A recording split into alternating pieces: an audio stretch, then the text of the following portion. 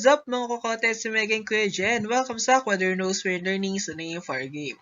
At kung bago ka pa lamang sa aming YouTube channel, pindutin mo na ang subscribe, like, and share buttons para maging updated ka sa aming videos.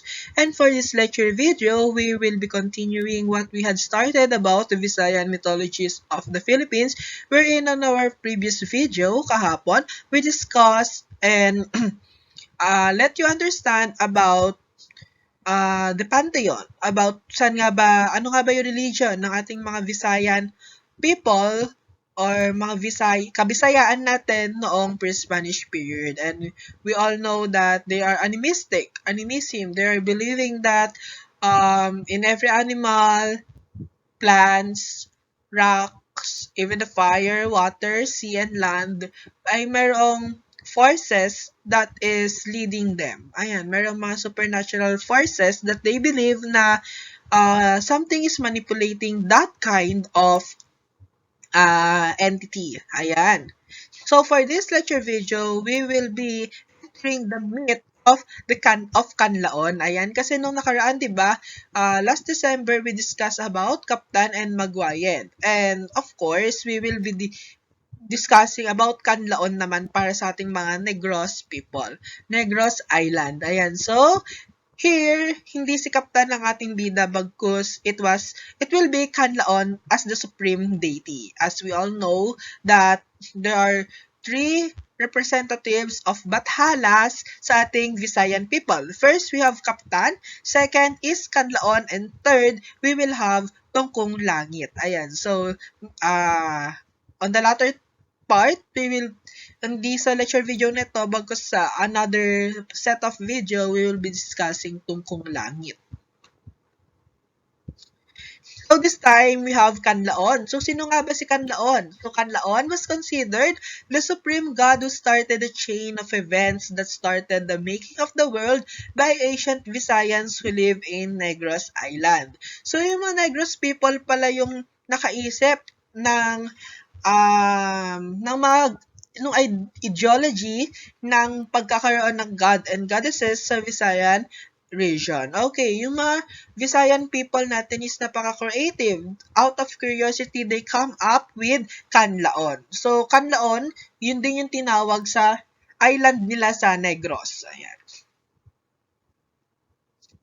They also believe that he resides in the upper heavens and the entrance to his domain can be found in the peak of or heart of the Kanlaon volcano, and in oral tradition was a sacred mountain that he turned into a volcano.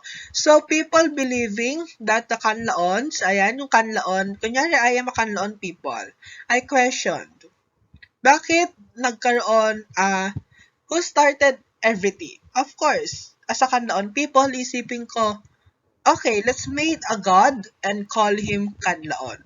So, Kanlaon will be the start of everything, of every entity na makikita natin. So, we will praise Kanlaon, we will give offerings, sacrifices, for the supernatural phenomena na showcase niya sa atin. So, it was the thinking of our Negros people. And aside of that, they also believe that Kanlaon is located sa ating heavens. Ayan, sa ating sky. And also, para ang entrance daw doon para makita o mapuntahan yung puso or yung center ni Kanlaon is through the Mount Kanlaon or the volcano.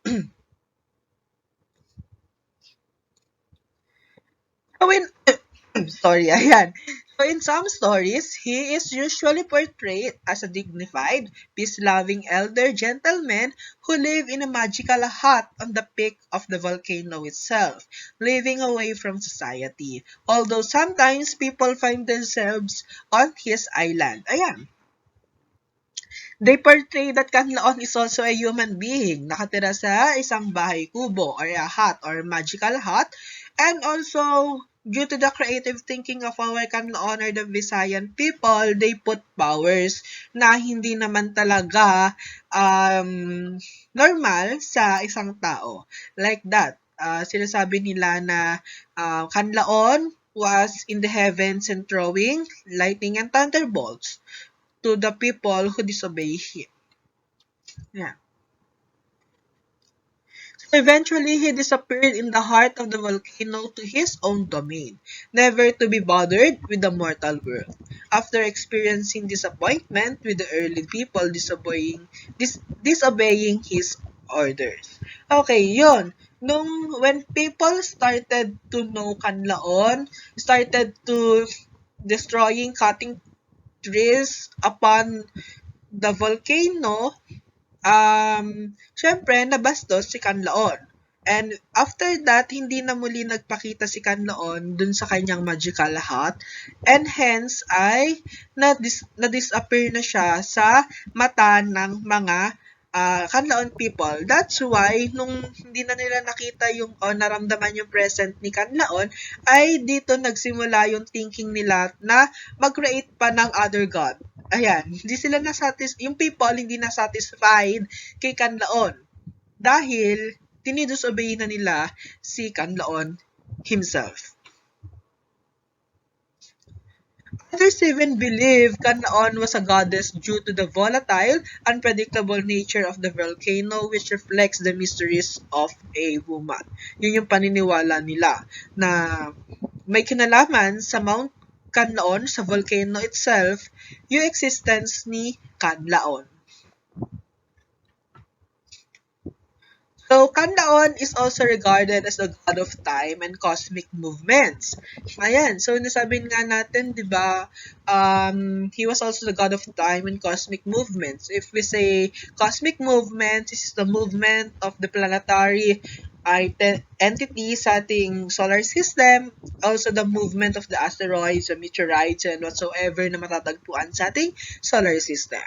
So, and though there are other gods who share his title, the Negrense people in the olden days believe he is the supreme deity that dictates the course of time and can change any event that he wishes.